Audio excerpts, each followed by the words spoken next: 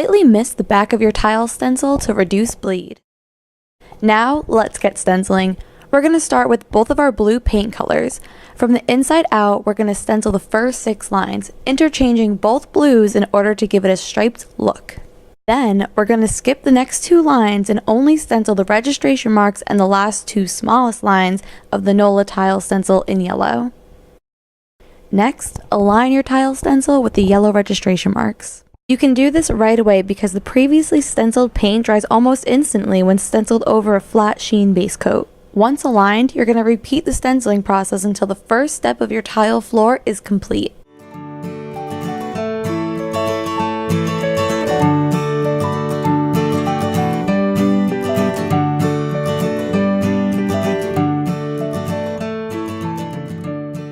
Now, we're going to place our second tile stencil, the Jewel Tile Stencil, in the center of our Nola Tile Stencil. Then, with the 3 1/4 professional stencil brush, you'll stencil the 4 outer stars and the innermost star detail in yellow. Then, go back in with that light blue and finish off the rest of that star. Once you finish stenciling your floor, add 2 to 3 coats of water-based polyurethane for extra protection.